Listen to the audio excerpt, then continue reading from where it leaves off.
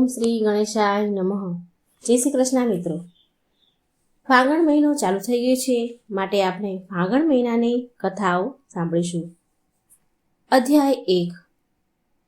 ઓમ ત્રયંબકમ યજામહે સુગંધિત પુષ્ટિવર્ધનમ ઉર્વારુકમેવ બંધના મૃત્યુ મોક્ષીયમામૃતા.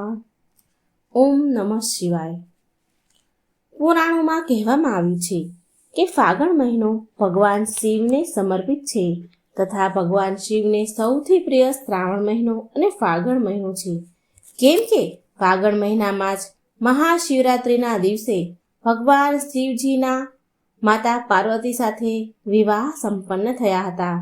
પ્રિય ભક્તો, હિન્દુ પંચાંગ કેલેન્ડરના અંતિમ મહિનો ફાગણ મહિનો હોય છે. હિન્દુ સનાતન ધર્મમાં પૌરાણિક માન્યતા છે કે ફાગણ મહિનો ભગવાન ભોળાનાથ, ભગવાન શ્રી કૃષ્ણ, શ્રી ગણેશ અને ચંદ્રદેવની આરાધના માટે ઉત્તમ માનવામાં આવે છે. આ ફાગણ મહિનામાં ચંદ્રદેવનો જન્મ થયો હતો. ધાર્મિક દ્રષ્ટિથી આ મહિનો શુભ માનવામાં આવે છે. ભગવાન ભોળાનાથ માત્ર ભક્તોના ભાવથી જ રીઝી જાય છે. આ મહિનામાં ભોળાનાથની કથાને વાંચવા, સાંભળવા તથા શિવલિંગ પર જળ ચડાવી અને ભગવાન શ્રી કૃષ્ણની આરાધના કરવાથી ધન, પુત્ર, સૌભાગ્ય બધા જ પ્રકારના સુખ પ્રાપ્ત થાય છે. ભક્તોની બધી જ મનોકામના પૂરી થાય છે. વૈષ્ણવ કેલેન્ડરમાં ગોવિંદ એટલે કે ભગવાન વિષ્ણુ આ મહિનાને નિયંત્રિત કરે છે. એટલે કે ચૈતન્ય મહાપ્રભુનો જન્મ પણ આ જ મહિનામાં થયો હતો. ઉત્તર ભારતમાં ફાગણની પૂનમના દિવસે હોળી જેવા મહાન પર્વ મનાવાય છે તથા રાજસ્થાનમાં ખાટુ શ્યામજીનો મેળો ફાગણ મહિનામાં જ ભરાય છે. આ મહિનાની પૂનમના દિવસે ચંદ્રદેવ ફાગણ નક્ષત્રમાં હોય છે, જેના કારણે આ મહિનાને ફાગણ મહિનાના નામથી ઓળખાય છે. આટલું જ નહીં, પણ આ મહિનામાં ભગવાન શ્રી કૃષ્ણના બાળ સ્વરૂપ, યુવા સ્વરૂપ અને ગુરુ સ્વરૂપની પણ પૂજા કરવામાં આવે છે, જેનાથી વ્યક્તિને મોક્ષ, પુત્ર અને જ્ઞાન બુદ્ધિની પ્રાપ્તિ થાય છે. સાથે પતિ પત્નીના સંબંધ મીઠા બને છે. આ મહિનામાં મહાશિવરાત્રિ આવવાથી આ મહિનો અત્યંત પાવન પવિત્ર બની જાય છે. તો પ્રિય ભક્તો, આપણે આજે ફાગણ મહિનાની પહેલા અધ્યાયની વાર્તા સાંભળીશું. આ ફાગણ મહિનામાં સાંભળવામાં આવતી પુણ્ય ફળ આપનારી ભગવાન ભોળાનાથ, પ્રભુ શ્રી ગણેશ તથા ભગવાન વિષ્ણુની કથા તમે બધા ભક્તો શ્રદ્ધા અને પૂરા મનથી સાંભળજો. સાથે ચેનલને સબસ્ક્રાઇબ કરજો, વિડીયોને લાઇક શેર જરૂર કરજો. ચાલો સાંભળીએ ભગવાનની કથા. ફાગણ મહિનાની પાવન પવિત્ર કથા. પૌરાણિક કથા અનુસાર સતયુગની આ વાત છે. એ સમયે બહુ મોટા ધર્માત્મા રાજાનું રાજ હતું. તેના રાજ્યમાં એક બ્રાહ્મણ હતું. તેનું નામ હતું વિષ્ણુ શર્મા. વિષ્ણુ શર્માના 7 પુત્ર હતા અને તે 7 અલગ અલગ રહેતા હતા. જ્યારે વિષ્ણુ શર્માનો વૃદ્ધાવસ્થાનો સમય આવ્યો તો તેણે બધી જ વહુને કહ્યું કે તમે બધા શ્રી ગણેશનું વ્રત કરો. વિષ્ણુ શર્મા પણ આ વ્રત કરતા હતા અને તે ભગવાન શ્રી ગણેશના પરમ ભક્ત હતા અને સાથે શિવજીના મંદિરે રોજ પાણી પણ ચડાવતા હતા શિવલિંગ પર. હવે એ વૃદ્ધ થઈ ગયા હતા. હવે વૃદ્ધ થયા પછી એ દાયિત્વ તેના પુત્રવધૂને સોંપવા માંગતા હતા. તે એવું ઈચ્છતા હતા કે તેની 7 વહુઓ શ્રી ગણેશ ભગવાનની પૂજા કરે અને ભોળાનાથને જળ અર્પણ કરે, જેથી ઘરમાં સુખ, શાંતિ, સૌભાગ્ય બન્યું રહે, તેના પુત્રોનું જીવન સુરક્ષિત રહે. માટે તે તેની વહુને પૂજા કરવા માટે ભગવાન ગણેશનું વ્રત માટે કહેતા હતા. જ્યારે તેની વહુને આ વાત કરી, વ્રતનું કહ્યું, તો તેની વહુએ મોં મચકોડીને તેમની વાત ન માની અને અપમાન કરી દીધું. અંતે તેની સૌથી જે નાની વહુ હતી તેના સસરાની વાત તેણે માની લીધી અને પૂજનના સામાનની વ્યવસ્થા કરી અને સસરા સાથે શ્રી ગણેશ ભગવાનનું વ્રત કર્યું અને પોતે ભોજન ના કર્યું અને સસરાને જમાડ્યા. વિષ્ણુ શર્માની નાની વહુ બહુ જ ગુણવતી, રૂપવાન અને સંસ્કારી હતી. જ્યારે અડધી રાત થઈ તો વિષ્ણુ શર્માને ઝાડા ઉલટી થઈ ગયા. વિષ્ણુ શર્માની તબિયત બહુ વધારે ખરાબ થઈ ગઈ ત્યારે તેની વહુએ મળમૂત્રથી ભરેલા ગંદા કપડાને સાફ કરીને સસરાને શરીરને ધોયું, લૂછ્યું, પૂરી રાત એમની સેવા કરી. પૂરી રાત કંઈ ખાધા પીધા વગર જાગતી રહી. હવે આ બધું જોઈને ભગવાન શ્રી ગણેશ બહુ પ્રસન્ન થયા અને સાથે શિવજી અને માતા પાર્વતીના કહેવાથી ભગવાન શ્રી ગણેશ એ બંનેને પર તેની કૃપા કરી. સાસ સસરા અને વહુ પર તેની કૃપા વરસાવી. સસરાનું શરીર એકદમ સરસ સ્વસ્થ થઈ ગયું અને નાની વહુનું ઘર ધન ધાન્યથી પરિપૂર્ણ થયું. ત્યાર પછી બીજી અન્ય વહુને પણ આ ઘટનાથી પ્રેરણા મળી અને એમણે પણ ભગવાન શ્રી ગણેશનું વ્રત કર્યું. એટલે કે ફાગણ મહિનામાં જે પણ વ્યક્તિ સાચા મનથી ગણપતિજીનું વ્રત કરે છે, ભગવાન ભોળાનાથને જળ ચડાવે છે, તો તેની બધી જ મનોકામના પૂરી થાય છે. બોલો ભગવાન શ્રી ગણેશની જય. તો પ્રિય ભક્તો, હવે તમે સાંભળશો એ શિવ ભક્તની કથા જેણે શિવલિંગમાંથી પહાડ બનાવી દીધો અને મોક્ષને મેળવ્યો.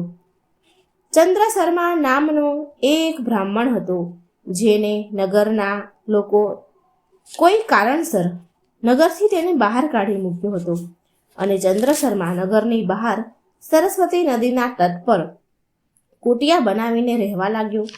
એ સરસ્વતીમાં સ્નાન કરી, નદીમાં સ્નાન કરી પવિત્ર થઈ અને એકાગ્ર ચિત્તે થઈ અને તે ભગવાન શિવનો મંત્ર જાપ કરતો અને 27 શિવલિંગને પૃથક પૃથક નામ બોલીને જાપ ઉચ્ચાર કરતો. પાકી માટીથી અમૂલ્ય 27 શિવલિંગ બનાવીને તેની સ્થાપના કરી અને ફૂલ, ફળ, ધૂપ અને ચંદન વગેરે ભક્તિપૂર્વક મંત્રોના જાપ કરતા કરતા શિવલિંગની સારી રીતે પૂજા પાઠ કરતો હતો. શિવલિંગની સારી સ્થિતિ હોય કે ખરાબ સ્થિતિ હોય, કોઈ પણ દશામાં તેને તેના સ્થાન પરથી હલાવતો નહીં અને તેની પૂજા કર્યા પછી તેને પાણીમાં પ્રવાહિત પણ કરતો નહીં. રોજ પૂજા કરવા માટે નવું શિવલિંગ બનાવે, બીજા દિવસે ફરી નવું શિવલિંગ બનાવે, કેમ કે તેને શિવલિંગથી બહુ જ પ્રેમ હતો. શિવલિંગ જેમ તેમ પડ્યું રહેતું અને બીજા દિવસે ફરી બીજું નવું શિવલિંગ બનાવે. માટીનું શિવલિંગ બનાવે પણ રોજ નવું નવું, એવું નહીં કે એક શિવલિંગ બનાવ્યું અને રોજ એની પૂજા કરવી, એવું નહીં. એક શિવલિંગ બનાવે આજે, ફરી કાલે બીજું, ફરી ત્રીજું, એવી રીતે શિવલિંગ બનાવ્યા જ કરે. આ પ્રકારે દીર્ઘકાળ પછી એક પાક્કો પર્વત ઊભો થઈ ગયો, એટલે કે એ શિવલિંગોથી એક પર્વત બની ગયો. એની ભક્તિની અધિકતાને જોઈને ભગવાન શિવ બહુ પ્રસન્ન થયા અને ધરતી પર આવી તેને દિવ્ય શિવલિંગમાં દર્શન આપ્યા અને આ પ્રકારે કહ્યું કે હે ચંદ્ર શર્મા, હું તારાથી બહુ પ્રસન્ન છું, હું બહુ સંતુષ્ટ છું. તારા સિવાય કોઈ બીજું પણ આ 27 શિવલિંગની પૂજા કરશે તો એ પણ કલ્યાણનો ભાગીદારી રહેશે. આટલું કહીને ભગવાન અંતર ધ્યાન થઈ ગયા. ચંદ્ર શર્મા પણ તેમની પ્રત્યક્ષ પ્રગટ થયેલા દિવ્ય લિંગ સ્વરૂપનું યથાવત પૂજન કર્યું અને તેની માટે ઉત્તમ મંદિરનું નિર્માણ પણ કરાવ્યું અને એ શિવલિંગ નગરેશ્વર નામથી વિખ્યાત થયું. આ પ્રકારે શિવલિંગની સ્થાપના કરીને તે બ્રાહ્મણ ચંદ્ર શર્મા ફૂલ, ફળ, ધૂપ વગેરે પૂજાની સામગ્રી ભેગી કરી ભગવાન શિવલિંગની પૂજા કરતો. પછી દીર્ઘકાળ સુધી ભગવાન શિવની પૂજા કરતા કરતા એ શિવલોકને પ્રાપ્ત થયો. ત્યાર પછી ચંદ્ર શર્માની પત્ની શાકાંભરી સરસ્વતી નદીના તટ પર મા દુર્ગાની સ્થાપના કરી મોટા વિધિ વિધાનથી ઉત્તમ ભક્તિથી દિવસ રાત તેની આરાધના કરી. મા દુર્ગાની આરાધના કરી ત્યારે તેના પર પ્રસન્ન થઈને મા દુર્ગાએ કહ્યું, બેટા શાકાંભરી, હું તારાથી બહુ જ પ્રસન્ન છું, તું કોઈ મનોવાંછિત ફળ માંગી લે. શાકાંભરી બોલી, હે મા દુર્ગા, ચમત્કારપુરમાં જે પ્રસિદ્ધ 64 માતા છે એ બધી જ માતા પ્રસન્ન થાય, સંતુષ્ટ થાય. મા દુર્ગા બોલ્યા કે હે શાકાંભરી, જે અશ્વિન શુક્લ મહાનવમીના દિવસે મારી પાસે આવીને ભક્તિપૂર્વક મારી પૂજા કરશે તેને પૂરા ફળની પ્રાપ્તિ થશે. વિશેષ કરીને નગર બ્રાહ્મણીની કરેલી પૂજાથી સફળ થશે. આ બધું મેં સત્ય કહ્યું છે. આમ કહી દેવી દુર્ગા આશીર્વાદ દઈને અદૃશ્ય થઈ ગયા. શાકાંભરીથી સ્થાપિત થયેલા દેવી દુર્ગામાં શાકાંભરીના નામથી જ પ્રસિદ્ધ થયા. ત્યારથી લઈને સરસ્વતીના તટ પર બ્રહ્મા નગર બ્રાહ્મણોનું મહાન સ્થાન બની ગયું અને એ માતા શાકાંભરીના નામથી પ્રસિદ્ધ થયા. આ પ્રકારે ચંદ્ર શર્માની પત્નીથી શાકાંભરી દેવીની આરાધના કર્યા પછી શિવલોકને એ પ્રાપ્ત થઈ. એકવાર પ્રેમથી બોલો, જય મા દુર્ગા. ઓમ નમઃ શિવાય. પાર્વતી પતે હર હર હર મહાદેવ. પ્રિય ભક્તો, આ કથાને પૂરી કરવા માટે સાંભળો ભગવાન વિષ્ણુ ભક્તની કથા. આ મહાત્મય સાથે આ કથા સાંભળવી અત્યંત જરૂરી છે. આનાથી પુણ્ય ફળ મળે છે. ભગવાન વિષ્ણુ કહે છે કે અહંકારના લીધેથી માન સન્માન પ્રસિદ્ધ યોગ્યતા પરિશ્રમ પર ખરાબ અસર પડે છે. જીવનમાં સુખ શાંતિ અને સફળતા મેળવવા માંગો છો તો કોઈ પણ વાતનો ઘમંડ ન કરવું. બોલો હરે કૃષ્ણ. ઓમ નમઃ શિવાય. સાંભળો ભક્તને ભગવાન સાથે જોડનારી તથા મોક્ષ દેનારી આ પૌરાણિક કથા. એક સમયની વાત છે કે દેવર્ષિ નારદના મનમાં એ અભિમાન આવી ગયું હતું કે એ જ ભગવાન વિષ્ણુના સૌથી મોટા ભક્ત છે. નારદજી એવું વિચારતા કે હું રાત દિવસ ભગવાન વિષ્ણુના ગુણગાન કરું છું તો મારાથી મોટો આ સંસારમાં ભગવાન વિષ્ણુનો ભક્ત કોઈ હોઈ જ ન શકે. પરંતુ ખબર નહીં ભગવાન શ્રી હરિ મને મોટો ભક્ત માને છે કે નહીં. આમ વિચાર કરીને નારદજી ભગવાન વિષ્ણુ પાસે ક્ષીરસાગરમાં પહોંચ્યા અને તેમને પ્રણામ કર્યા. ભગવાન વિષ્ણુ બોલ્યા, આવો દેવર્ષિ નારદ, કહો કેમ અહીં આવવાનું થયું? નારદજી બોલ્યા, ભગવાન, હું તમને એક વાત પૂછવા માંગુ છું. ભગવાન વિષ્ણુ બોલ્યા, મેં તમારા મનની વાત જાણી લીધી છે, છતાં પણ તમારા મુખેથી સાંભળવા માંગુ છું. નારદજી બોલ્યા, હે ભગવાન, હું જીવનભર તમારું ગુણગાન કરું છું. હું રોજ હરેક પલ હરેક ક્ષણ તમારું જ ધ્યાન ધરું છું, તમારું જ નામ લઉં છું. તમે મને એ કહો કે શું મારાથી મોટો તમારો કોઈ અનન્ય ભક્ત છે ખરી સંસારમાં? પ્રિય ભક્તો, ભગવાન વિષ્ણુ સમજી તો પહેલેથી જ ગયા હતા કે નારદજી તેની ભક્તિ પર અભિમાન કરી રહ્યા છે. તેમને એની ભક્તિનું અભિમાન આવી ગયું છે, પરંતુ તેના મનની વાત તેમણે છુપાવી અને બોલ્યા, નારદ, આ પ્રશ્નના ઉત્તર માટે તમારે મારી સાથે મૃત્યુલોક પર આવવું પડશે. તમને જવાબ ત્યાં મળી જશે. નારદજી બોલ્યા, સારું ભગવાન, હું તમારી સાથે મૃત્યુલોક જવા માટે તૈયાર છું. ભગવાન વિષ્ણુ નારદને લઈને મૃત્યુલોક પર લઈ ગયા. નારદજી ભગવાન સાથે મૃત્યુલોક પર ચાલતા નીકળી ગયા. ધરતી પર પહોંચીને બંનેએ એક ખેડૂતનો વેશ ધારણ કર્યો અને એક ગામના કિનારે બનેલી એક ઝૂંપડી તરફ ચાલવા લાગ્યા. ભગવાન વિષ્ણુ બોલ્યા, નારદ, એક મારો મોટો ભક્ત અહીં આ ઝૂંપડીમાં રહે છે. નારદજી બોલ્યા, આ તો આશ્ચર્યની વાત છે કે શું મારાથી વધારે મોટું ભક્ત કોઈ હોઈ શકે ખરી? મારાથી વધારે ભક્તિ કોઈ કરી શકે ખરી? શું એ પણ મારી જેમ તમારું ધ્યાન ધરે છે? ભગવાન વિષ્ણુ બોલ્યા, ચાલો જાતે જ જાણી જશો. આમ કહી ભગવાન વિષ્ણુએ ઝૂંપડી પાસે આવ્યા. એ ઝૂંપડીનો ખેડૂત એ સમયે ઝૂંપડીની બહાર તેની ગાયને બાંધી રહ્યો હતો. તેના મુખમાંથી શ્રી હરિ ગોવિંદનું નામ નીકળી રહ્યું હતું. તે ભગવાન શ્રી હરિના નામ બોલતો હતો. ખેડૂતનો વેશ ધારણ કરેલા તે ખેડૂતની પાસે ગયા ભગવાન અને નારાયણ નારાયણ બોલ્યા. તો ખેડૂતે વિનમ્રતાથી પૂછ્યું કે તમે ક્યાંથી આવ્યા છો? મારા માટે કોઈ સેવા હોય તો કહો. ખેડૂત વેશધારી ભગવાન બોલ્યા, અમે નગર જઈ રહ્યા છીએ, પણ હવે બહુ અંધારું થવા લાગ્યું છે, તો વનમાં જંગલી પશુઓના ડર છે, માટે રાત્રે તમારી ઝૂંપડીમાં રોકાવા માટે અમને આશ્રય જોઈએ છીએ. શું તમે તમારી ઝૂંપડીમાં અમને રાત રહેવા દેશો? એટલે તે ખેડૂત બહુ પ્રસન્નતાપૂર્વક બોલ્યો કે મારી ઝૂંપડીમાં તમારું સ્વાગત છે. હે મહાત્માઓ, જે મારા ઘરમાં રૂખું સૂખું છે એ તમારા માટે હાજર છે. ભગવાને મને તમારી સેવાનો અવસર આપ્યો છે, બહુ કૃપા છે શ્રી હરિની. બહાર ફળિયામાં એક ખાટલામાં બંનેને બેસાડીને ખેડૂત અંદર ગયો અને તેની પત્નીને કહ્યું કે દેવી, 2 મહેમાન આવ્યા છે આપણા ઘરે. ખેડૂતની પત્નીએ એ સમયે તેના બાળકોને જમવાનું પીરસી રહી હતી. ધીરેથી તેના પતિને લોટનું જે નાનો ડબ્બો હોય એ બતાવ્યો અને બોલી કે ઘરમાં આટલો જ લોટ છે અને આ બાળકો હજી વધારે ખાવાનું માંગી રહ્યા છે. ખેડૂત બોલ્યો, કોઈ વાંધો નહીં, આપણા અતિથિને પેટ ભરીને આપણે જમાડીશું. તું બાળકને આજે પાણી કે કાંજી કરીને પીવડાવી દેજે.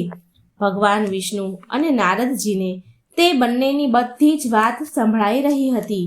છતાં પણ પરીક્ષા માટે ભગવાન વિષ્ણુ અને નારદજી ભોજનની તૈયાર કરેલી થાળી પર બેસી ગયા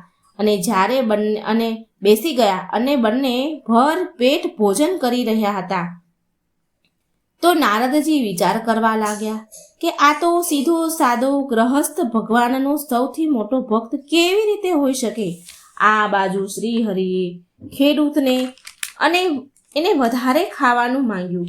વધારે ખાવાનું આપવા માટે કહે છે અને બોલ્યા, મારું પેટ તો હજી ભરાયું નથી ભાઈ, શું વધારે કંઈ ખાવાનું મળશે મને? ખેડૂત રસોડામાં પાછો ગયો અને તેની પત્નીને પૂછે છે કે થોડું હજી કંઈ ભોજન વધ્યું હોય તો લાવ, અતિથિ ભોજન માંગે છે. એટલે તેની પત્ની બોલી કે બીજું બધું ભોજન તો મેં બધું આપી દીધું, પીરસી દીધું. હવે તો માત્ર બાળકો માટે જે કાજી બનાવી હતી એ છે. મિત્રો, કાજી એટલે ઉકળતા પાણીમાં થોડો લોટ નાખી મરચું, મીઠું, હળદર નાખી ઉકાળવામાં આવતું એક ઘાટું લિક્વિડ જેવું, પાણી જેવું. એ કાજી એણે બનાવી હતી. હવે આ કાજી પણ નારદજી અને ભગવાન વિષ્ણુ બંને પી ગયા અને એના પરિવારને તો તે દિવસે ભૂખ્યું જ રહેવું પડ્યું. ભૂખ્યા છોકરા માના ખોળામાં આળોટે, માના છેડો ઝાડીને આળોટતા હતા અને કહે છે કે માં, ઊંઘ નથી આવી રહી, મને બહુ ભૂખ લાગી છે. પિતાજીએ તો અતિથિને બધું જ ખવડાવી દીધું, છેલ્લે કાજી હતી એ પણ અતિથિને આપી દીધી. ખેડૂત તેના બાળકોના માથા પર હાથ ફેરવીને કહ્યું કે અતિથિને ભોજન કરાવવું એટલે સ્વયં ભગવાન વિષ્ણુને જમાડવા બરાબર છે. બેટા, બહાર ફળિયામાં બંને અતિથિ અલગ અલગ પથારીમાં સૂતા હતા. ભગવાન વિષ્ણુ બોલ્યા, તમે સાંભળ્યું નારદ? ખેડૂત અને તેના પરિવારને જમવાનું ન મળ્યું, ભોજન ન મળ્યું, છતાં પણ એ મારા ગુણગાન કરી રહ્યા છે.